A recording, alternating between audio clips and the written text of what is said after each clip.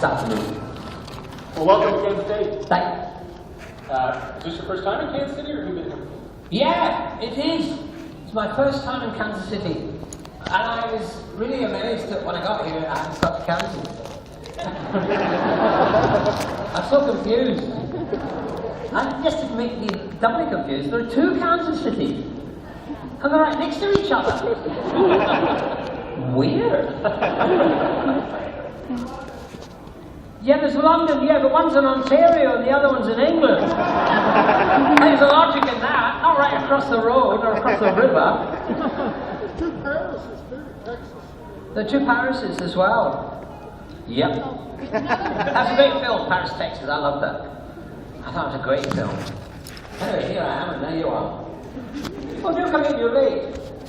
Come on in, squeeze in, there's plenty of room. Sit down. Enjoy yourself. Seeing all these people here, I'm a little inspired. Has anybody seen the Oscars with Ellen DeGeneres and the selfie? Yeah. We want to break the internet. Well, we're going to try. What do we need? This is the selfie we want to break the internet. Everybody smile, we're all in it. Here we go.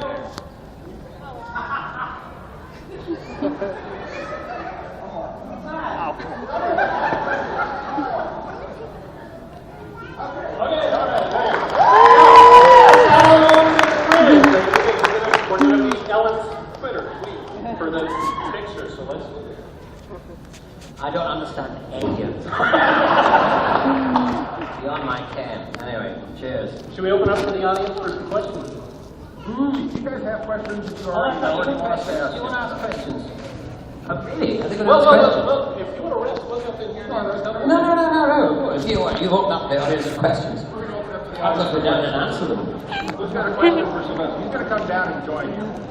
Sylvester, what were you doing before you came to Kansas City? Did you have any projects you were working on? Now, here I am. Right. Don't have to queue up. You don't have to queue up if you don't want to. But if you want to ask me a question, what do you want to ask me? Were you happy with the way you regenerated in the movie? No.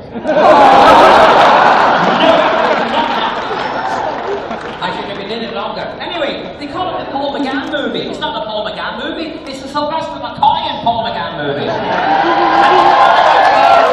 They go on about the inside of the TARDIS. They say, the inside of the TARDIS, that's the Paul McGann one. No, it's not, it's mine. I arrived with it. I must say, I liked that one. I was very fond of that. I always wanted a steampunk kind of, internal TARDIS. Console, and so I was really pleased that I got that. So that was good. Anyway, if you want to ask a question over here, you don't have to queue, I'll come to you. Well, thank you, sir. First of all, I appreciate you coming to Kansas City. It's awesome to have the first doctor, a doctor come here, not the first doctor. But I'm the seventh. Yeah. Okay. What I wanted to say is that I think the most brilliant thing that has been done for the 50th anniversary was the Five Doctors reboot. The helicopter, I just died. You killed me on that one. But what I wanted to say though is that I looked online. I cannot find my answer. My question to you is this: is that really you and Colin and Peter under the ropes, under the sheets in the?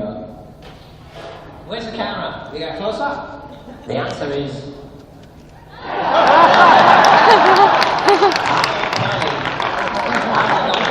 the other one. Anyone want to ask a question on the way? And I'll stop and we can have a question. But it seems, I'll do a couple of the cures and then you can all Q&A. I just wanted to tell you that I've been a big fan of Doctor Who for a very long time. Watched it since John Pertwee, Tom Baker, Colin Baker, all the way up. I thought you didn't name all of them. Sorry. This is a heavy microphone. But after Colin Baker, when he started, after I believe it was after Tom Baker. No, Peter Davidson, and there was big flack about Colin Baker taking over the role, and he was too cartoonish, etc. And then when you slipped into the role afterwards, was there? Can you give us an idea what the production meeting was like at that time? Were you nervous about trying to carry the legacy, or sorry, this is a real heavy question. You're looking at me like. I mean, it's gone on for so long, I can't remember the beginning. No, I got you. I was joking. Yes, no, what was it like taking over? Well, the thing is, it was a bit of a problem because I had not seen Doctor Who. For years, I hadn't seen it. I'd been working as an actor, and you know, we didn't have means of recording it or watching it again. So I had no idea what Doctor Who was like. It was a distant memory. And I remembered my first Doctor Who was Patrick Troughton. So I kind of vaguely thought, I'll do Patrick Troughton. And that's what I I thought it was comedic, and so I started my Doctor off in that comic way. But then as I got the part and realised how brilliant it was, the part, it's a great part for any actor to play, because there are so many facets, you can do so much with it. You can have such fun, you can have such misery, you can dance, you can sing, you can be angry, you can be happy, you can play the spoons. And it's a great piece to do. Thank you. So this is a great, thing to do. So that's how I approached it, really. I was given complete freedom, because by then JNT, the producer, was a wee bit fed up he wanted to do it on something else. So Andrew Cartmel, the script editor, and myself just got together and we created my Doctor over a period of time. I just wanted to say that you completely revitalized the character. Oh, hang on, that was a nice thing you were saying. You completely revitalized the character for me, and I'm sure for a lot of the audience, and that's why I think Doctor Who is still back.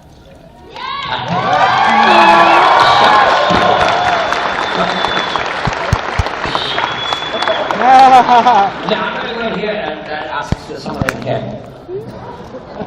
I actually have a question about The Hobbit. What was it like to be on that after the Lord of the Rings trilogy and the start of The Hobbit? Well, it was a shitty part. What a shitty part? It was all that poo. The thing was, I was Act 4, Bilbo Baggins. 12 years before, I had gone along on audition. Hello, I like your tongue, your British shirt there. I went along to Bilbo Baggins. Hello. And I didn't get it, but I nearly got it. I got down to the last two. There was the last two actors who they were going to choose between. And then they chose Ian Holm, the great Ian Holm, so I was very disappointed. But that was the beginning of my journey towards Radagast the Brown.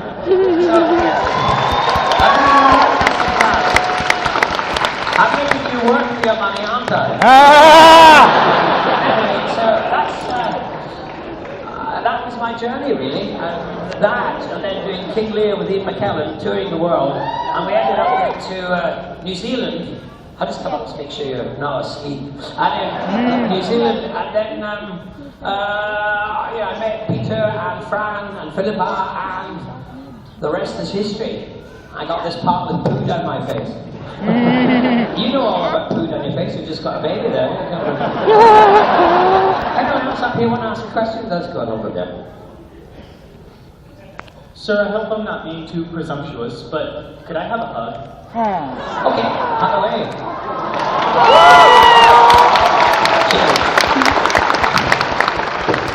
People like that. Anyone here ask a question? There's a boy.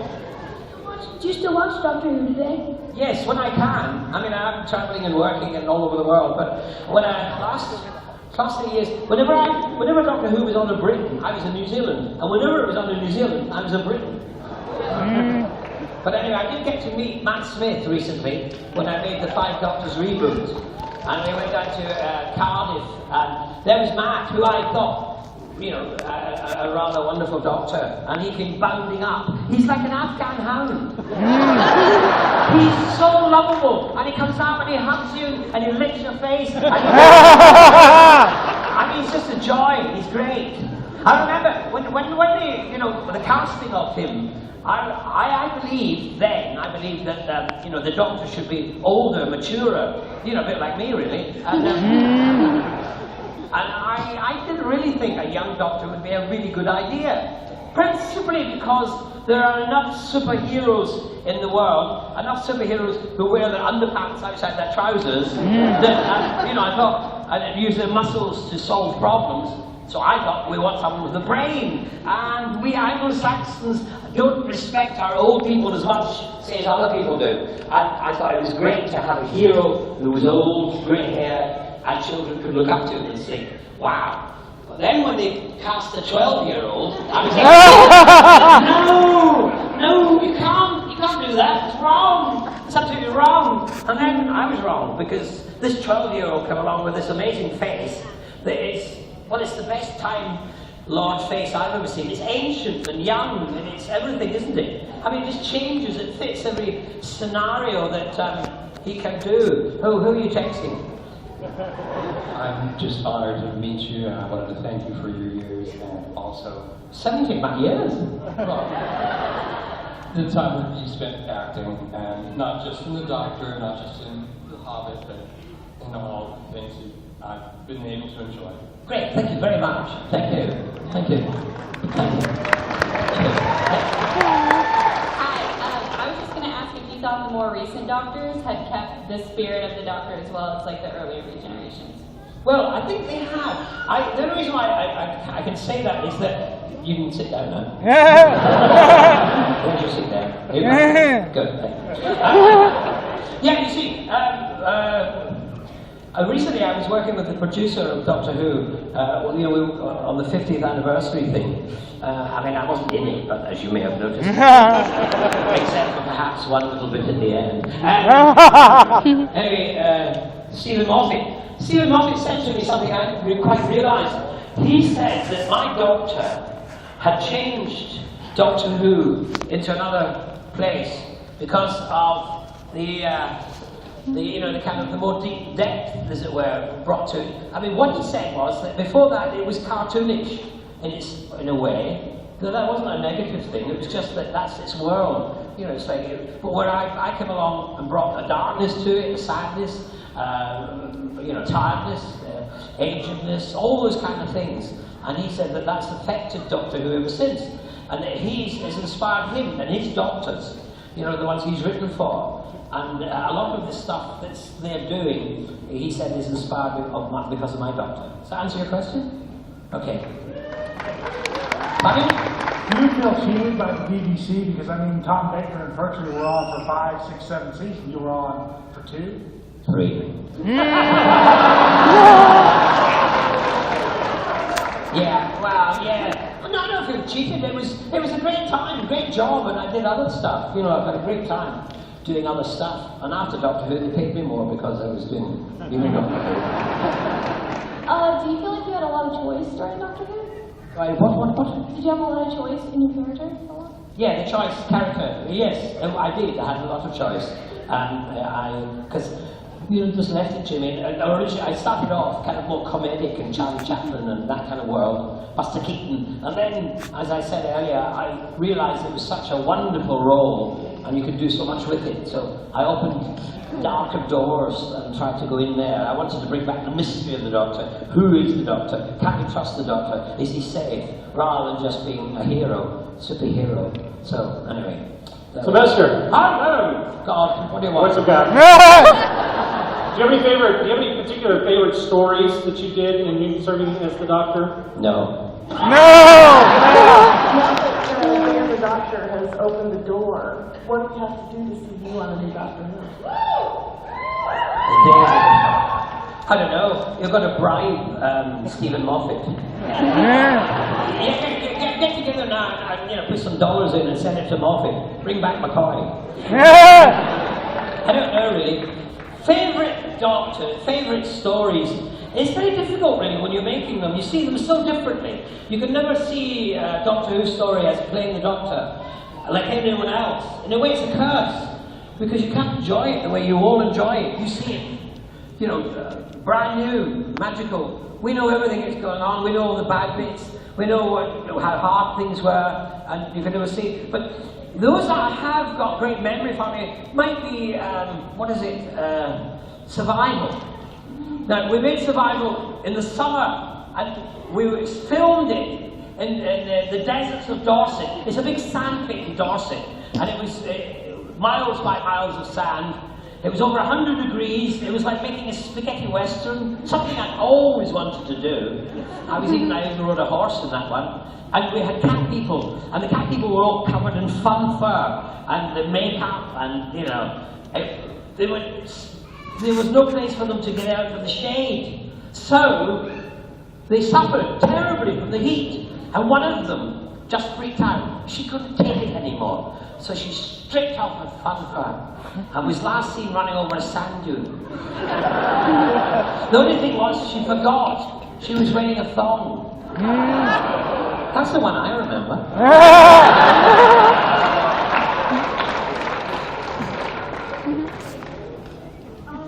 What's your opinion on the new doctor, Peter Capaldi? Peter Garibaldi. Peter Capaldi. I think he's going to be great. He's a wonderful actor.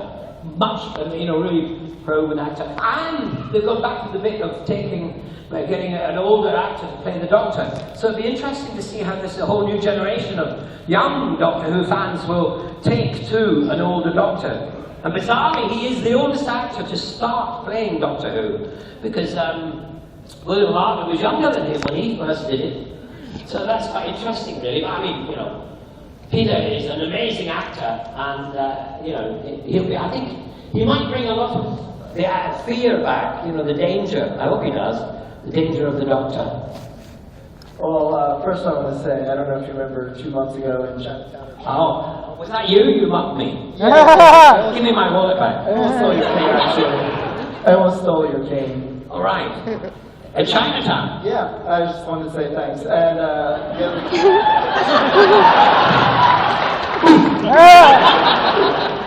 since I got to go over there and see London for the first time, which was amazing, I wanted to see what you thought of Kansas City and if you tried the barbecue. That seems to be a popular question today for all the panel guests. Well, yes, I have managed to see a bit of Kansas City, and I'm mightily impressed by it. I'm so full of admiration for the burgers of, not the hamburgers, but the guys that run the place, the burgers of Kansas City, that they haven't destroyed too many of the Art Deco buildings. It's great to see that. You kept a lot of your kind of classic buildings as well, and some of the new buildings are really, really fascinating and interesting. There's some ugly ones as well. But I felt very safe, quite safe wandering about. I do tend to wander about in cities, and no one mocked me, and I thought, well, that's a good way. If no one mocked you, it must be a pretty good city. My question, I guess, is what is your opinion of Sophie Aldred as an actress, and where would you have liked to have seen her character on the show go had it been able to continue back then? Well, I think she's a great actress. I mean, I can't say she's not. She's terrific. I adore Sophie. We're still great friends. We became friends from the very first time we met, and she laughed at all my jokes, and she still does. And that's great, that's why I love her. Where would she have gone? I don't know really. Some people said that perhaps she was going to go to become a Time Lord, but you can't become a Time Lord unless you're a Gallifreyan, and she was a human being. So the ace, I mean. So I don't think she could do that. But she could have gone on to greater things, and perhaps still will. Sylvester? Yes? Can we ask just a moment, how many of you in the audience listen to Big Finish audio? How many of you in the audience are Doctor Who fans? Those of you that do not raise your hands the first time need to go listen to Big Finish audios and discover this wide range of Doctor Who stories that is out there. Sylvester, can you tell us a little bit about what you do for Big Finish? Yeah, well, I mean, Big Finish, in a way, Sophie and I, after the end of Doctor Who, or the hiatus, decided that the fans in Britain wanted to carry on making Doctor Who stories. And so they got together and they asked us if we would come and do stories that they would record. We did some videos as well. We called them The Professor rather than Doctor because of, kind of contractual reasons for the BBC. And we did all that kind of stuff. So we wanted to keep it alive. Then we used to record in someone's toilet because the sound was good in there. And then gradually it got more and more professional. And again, it was all fans. It was all fans that ran it. And luckily there was one fan who was a very good businessman, and so he put it on a very good business footing and called it Big Finish. And now they make Doctor Who stories with Tom Baker, Colin Baker, Peter Davidson, Paul McGann, myself, and we have the amazing actors, British actors, and some American actors in them. The writers, the same writers that write for the television program. It's generally really tip-top stuff, and I get to play the Doctor. Again, you know, and what's fascinating is that I can get older, but Ace, who's, you know, Sophie's now, well, I won't tell you what age she is, but she's, you wouldn't believe it anyway, because she's a Peter Pan girl, but she's still playing Ace, you know, as that 16-year-old or whatever age she was supposed to be. What's your personal favorite villain that you battled?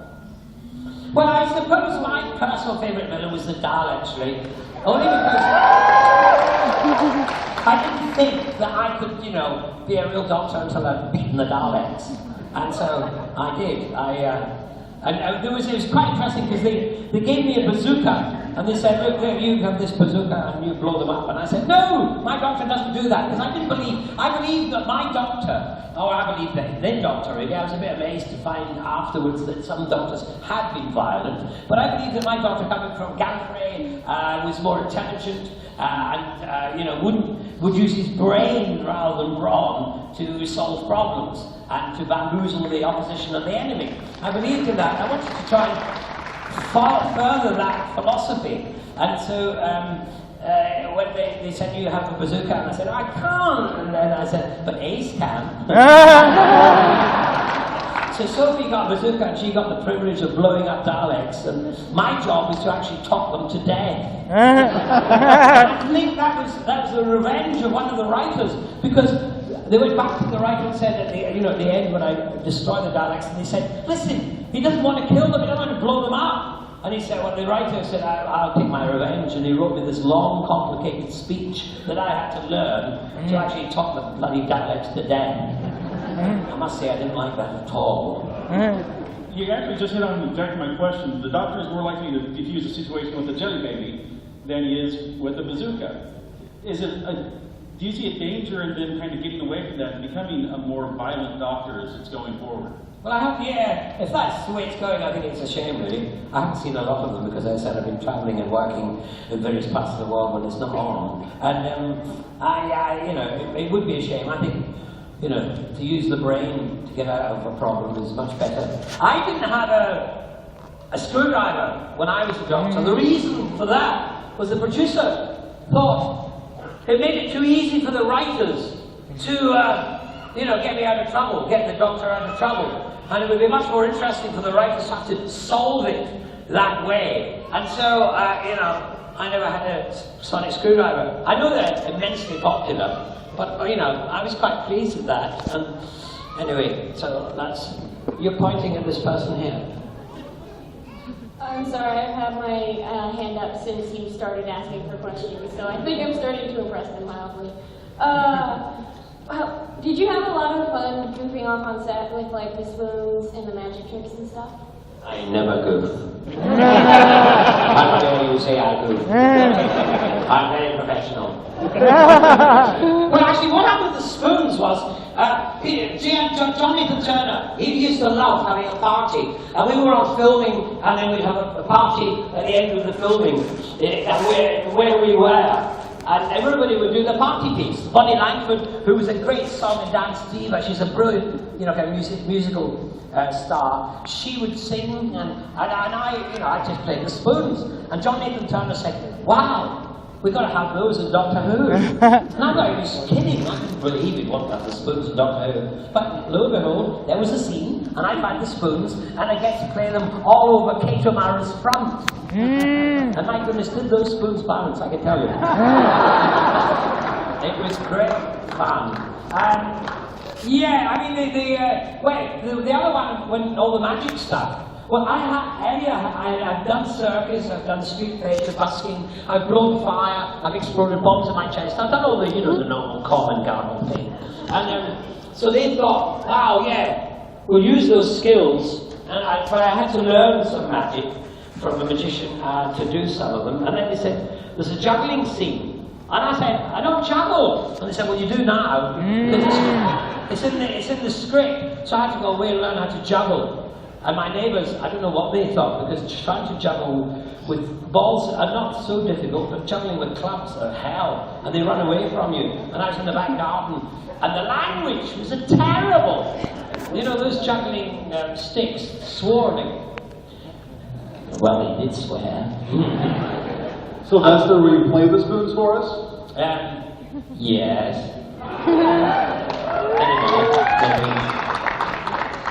So from your time on Dr. Who, do you have any regrets? Like what you wish you had done differently? No. I can't remember. Honestly, I can't remember what. Such a long time ago, 26, 7 years ago. Could I regret? Well, I'm sure it'll come to me in the middle of the night. I'll wake up and go, I know the answer to that question. Give me your number, I'll phone you up and tell you.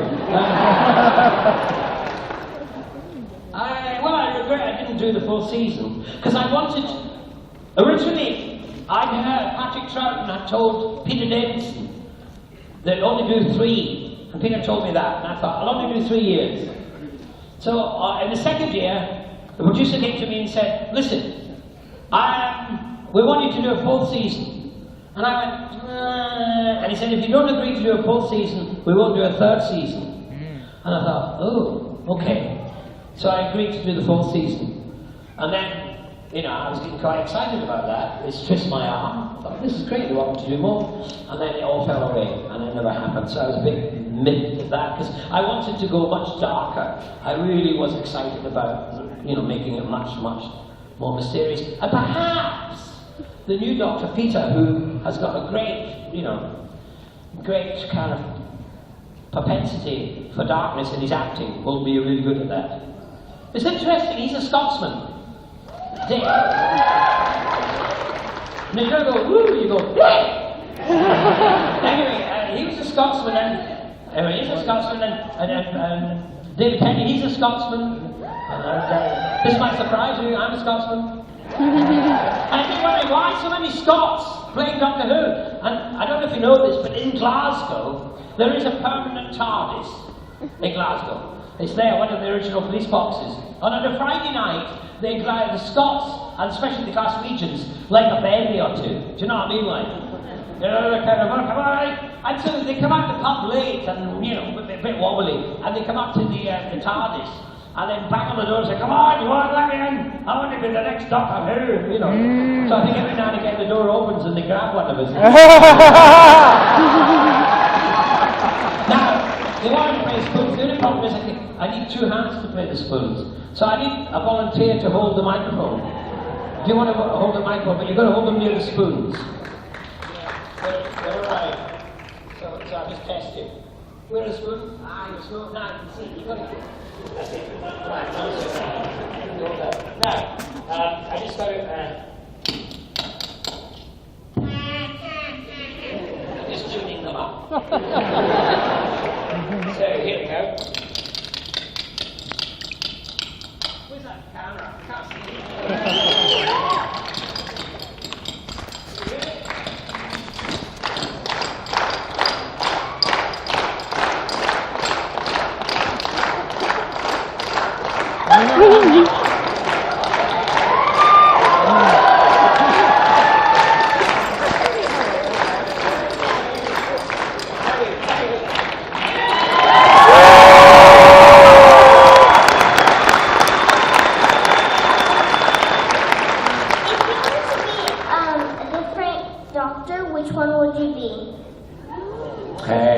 question. If I wanted to get a different Doctor, which one would I be?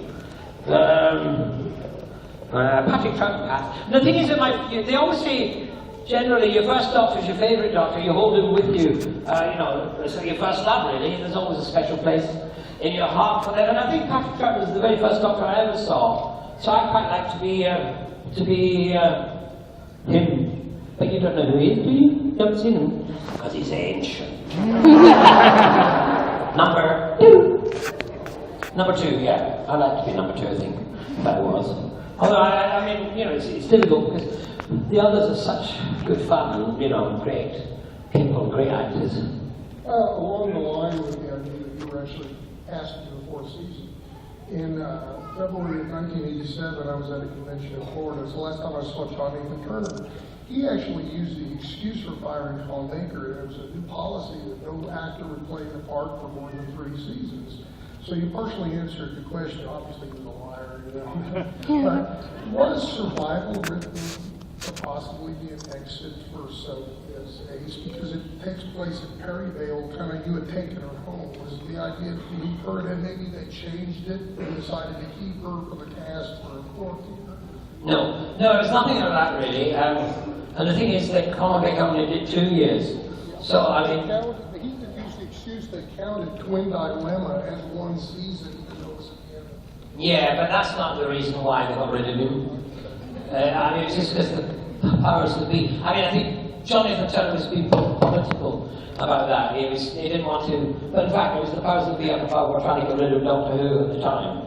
And then they got rid of it, and there was such a hoo-ha. And everybody was... hoo-ha! Anyway, there was such a kerfuffle about it. People didn't want it to go. And so they brought it back, and luckily they brought me back with it. Yeah, I'll check that in. I'm actually just recently watched all of the show, and I'm a new fan all over again. Thanks for the 5-ish Doctors.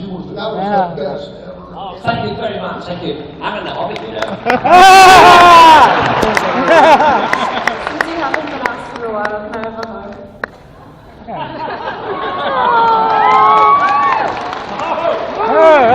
Hey, I like this job. And I told you, some of you might not know this, but I was in the Hobbit, and I went to the very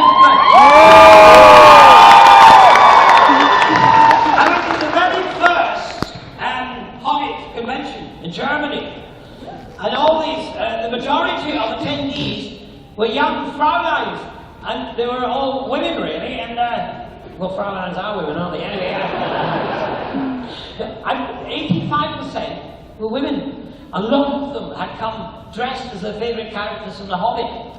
And they were given as the dwarfs, and they had amazing costumes, as some of you have here. And they had beards, and they were into hugging. And I never knew that I was going to enjoy myself so much being hugged by bearded ladies. It was such fun. I loved every minute of it. Have you asked that question already? No, I haven't. But if you weren't the 7th Doctor, but you could be the new 12th Doctor, what would you do with the character in this day and age as they've taken it? That's a complicated question. I mean, the actor tends to just learn the lines and try not to bump into the monsters. No, it's the other way around. He learns the lines and tries to bump into the monsters. What do I do with it? Well, I would go back. I would do what I wanted to do with mine. I would try and bring back the mystery. Really bring back the mystery and the wonder and make him scary. And that's what I would quite like to do. But that's what I would like to do. Is that a good book? Are you enjoying that, Reed? You like that book? Yeah, I like it. Good. Better than me. Sylvester, is it true you wanted to be a priest at one time in your youth? Oh yeah, no, yes I did. I decided I was going to train to be the Pope. Well, listen, if you're going to do a business, you go for the top job, don't you? No, I decided what happened was in primary school at the age of 11. Rosie O'Grady, who was, our teacher, the head teacher. What a name, eh? You couldn't make it up. Anyway, Rosie O'Grady used to have vocational talks. She'd get a captain of a steamship in, and he'd come and talk to us about being a captain of the steamship. And then afterwards, she'd say to the children, who wants to be the captain of the steamship? And we'd all put our hands up. And then, she'd get a doctor in, same thing. She'd get the bin man in, same thing. And, various different people. And then one day she got a priest in, and we gave a talk on, and all these people are enthusing about the job. So, as an 11-year-old, you think, wow, I want to do that. And anyway, the priest left, and she asked us who wanted to be a priest. And only 3 of us put our hand up. Myself, Danny Sweeney, and Mary Cullen. For some reason, Mary Cullen didn't, the next thing that happened didn't happen to her. We were immediately given the afternoon off school to go and see the priest, to tell him we wanted to become priests. Now, we had me given the afternoon off to go to see the captain of the paddle steamer, to tell him we want to be captains of paddle steamers. But anyway, we were so happy to have the afternoon off that we decided to go, down to see the priest. So we knocked on the door, and the priest opened the door. And Danny Sweeney, he lost his bottle. He said, "I don't want to be a priest anymore. I don't want to be a priest." And I said, "You're a coward." And so he ran away, and I knocked on the door just to show him how deeply religious that was, wasn't it? And I showed him that I was going to be a priest. The door opened, I said, "I want to be a priest." Whoosh, I was in there. Before I knew it, I was in the seminary at the age of 11, 12, training to be a priest. It was the best years of my childhood life. I loved every minute of it. I got housemate's knee from praying. I took to it, I was a method actor. I really did take to it, and I loved it immensely. I decided then that I would become a monk. I would, I'd give up, because being a priest, a secular priest, is living in the world. I'd become a monk, live behind walls, and, dedicate my life to God and Jesus and all that stuff. Anyway, I applied to the Dominicans. They came back and said, "Yeah, good idea, join us." I left the seminary. When I got home, another letter arrived saying, "Oh, by the way, you're only 17, you have to be 18 to become a monk. So you better not, you have to wait for a year." So I had to go to school. As luck would have it, the only school in the Western Islands where I lived was the Dunoon Grammar School, and it was a mixed-sex school. The thing was that I went there, and after about 6 weeks, I suddenly realised I didn't really want to wear a skirt, because I wanted to chase it instead. And that was the end of my ambition to become the Pope. Years later, I did a documentary on the where I went to the seminary, and one of the, he wasn't a cardinal, he was a Monsignor came, who had been one of the teachers, and he told me, he said, "You know something, you came from Argyll, you could be now, you're the right age, if you'd have stayed as a priest to become Bishop of Argyll and the Isles." And I remember thinking, wow, that's a nice, good role, great costume. And he makes great entrances, because the Isles have got, islands all over the place. So he gets on the bow, a bit like Washington crossing the Delaware, kind of doing that stuff, sailing into the various islands that are romantic. But anyway, I'm now no longer a priest. Never got. I mean, in a way, being Doctor Who is kind of slightly religious, isn't it? High priest in science fiction. Cardinal McCoy. There's no need to stand. I'm not a priest, honestly, I'm not the Pope. That's okay. First of all, I'd like to thank you for being in The Hobbit and Doctor Who. I read it was introduced to both in the 60s, made my teenagers great. The one thing I've always been curious about, the most moving episodes in Doctor Who for me have been those when the end comes and the next Doctor comes. And I know that many of the actors have been moved as well, and I was wondering how that episode moved you. Well, the one where I handed over to that rather ugly little man from Liverpool. When you see photographs of me and Paul McGann next to each other, he's taller than me. He's not, he's standing on a box. It infuriates me. Thank you. No, sad. Well, actually, in a way, I think it's rather different for me, because I'd actually given up Doctor Who 9 years before, really. And so when they asked they were going to bring it back, I was delighted just to be there, to be part of the helping of the bringing of it back. Do you know what I mean? So it didn't really upset me much. I just had a great time.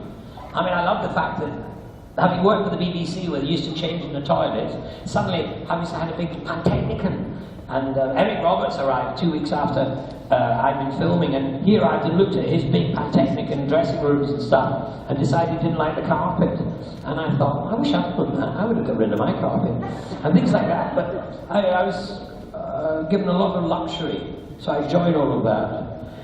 No, I was delighted that we'd brought it back, and I was very disappointed that it didn't take off. Yes, first off, it's so very nice to meet you, and I actually have 2 questions. The first one is, how did you get the part of Radagast? And the second question is, which fandom is crazier, the Whovians or the Hobbit fans? They're all bananas.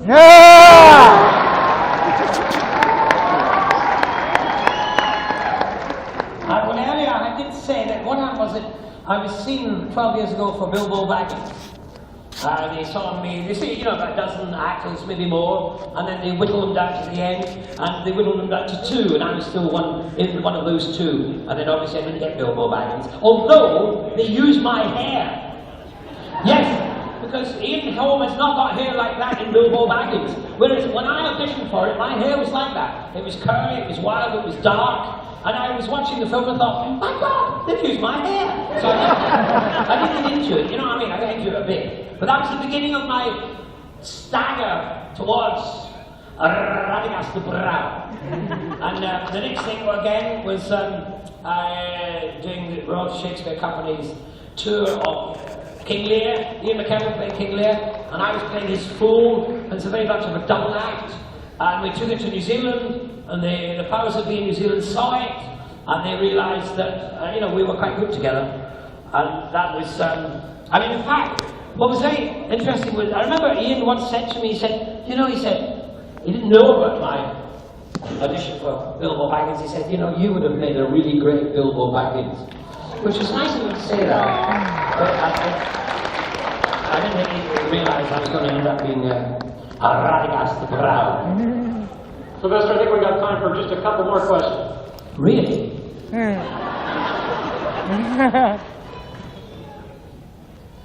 My question is, this is kind of a running joke in my family that every time we meet a celebrity, we ask them a stupid question. So, was it fun? That's not a stupid question. No, it is fun.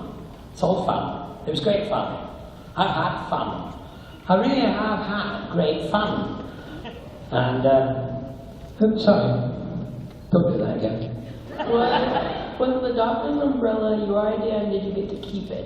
The doctor's umbrella was my idea, and I got to keep it. See, what happened was that when I was came back, when I took over from Colin Baker, he had an umbrella in the scene, so there was this umbrella lying around in my very first scene, and I thought I'd like to keep an umbrella. And then we discussed it, and I said, I want one just like that man put up there, that's it, yeah.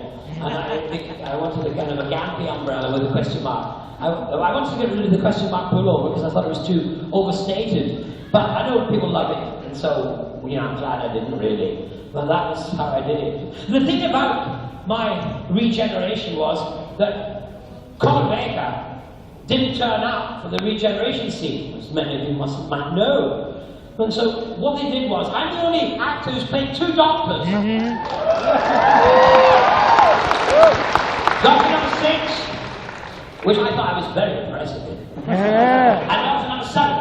Now what they did was they put me in Colin's costume. Because Colin's a big fella. They lost me for 3 days. They put a, kind of curly wig on me. And the curly wig made me look like Harpo Marx.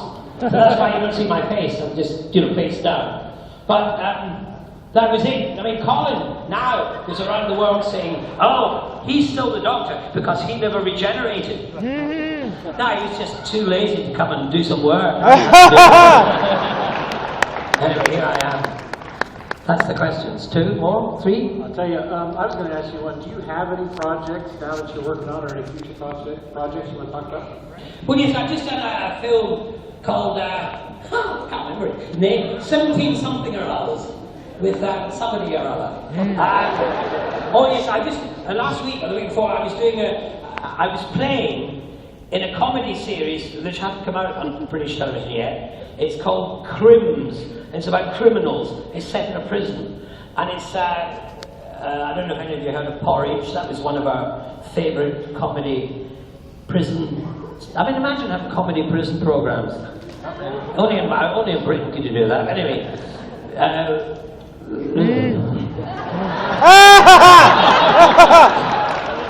So, before I was really interrupted, what was I saying? Oh yeah. I was doing this. It was a great part. I got this guest part in the prison teaching them Latin. So I was a one-eyed, wooden-legged Latin teacher. It was very eccentric. I did enjoy playing that. That was recently. There's a Scottish film coming up in the summer, which I can't talk much about because I haven't read the script. So kind of things popping around, happening, stuff like that. Now, why did you give me this? I said one of those, if you give me 3 of them, I could put a ball under them and go, you know, make it disappear. You see, just put that out there like that, and just, you know, hold on, anyway, yes,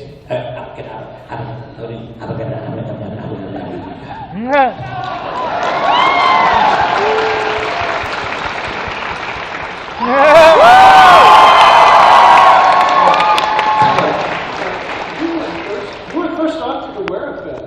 I was, yes. With the mop. Yeah, and he had a mop as well. And it was a quick scene, so if you blinked, you missed it. Yeah, it was a silver nemesis. I forgot about that and someone told me that. So, in a way, that was rather touching because, you know, Matt, Mr. Moffat, must have been watching it then and remembered that image and brought it back for Matt. You know, it's really nice. So, a lot of what I did. I mean, after I finished doing Doctor Who around at that time, there was a kind of a negative feeling about the whole kit and caboodle, mainly coming from the BBC hierarchy. And it was really nice that years later people have started to come back to my Doctor and they seem to think it was...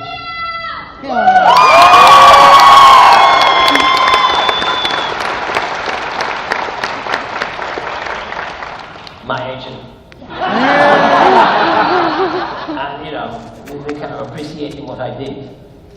Well, I think that's just about going to wrap up our time, but I have, if you'll indulge me, sir, I have one request. It has always been my dream to play in a band with one of the doctors, specifically Sylvester McCoy. So I'm wondering if you indulge me, if we could join in a group, and you could play the spoons, and maybe we could play the kazoo, and maybe we could realize my dream of being in a band with Sylvester McCoy.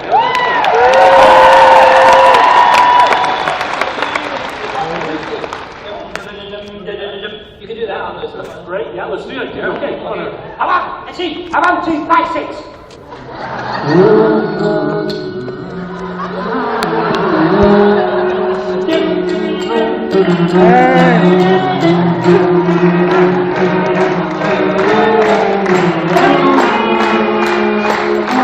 So we're going to read all the same songs, you know. Ladies and gentlemen, Sylvester McCoy!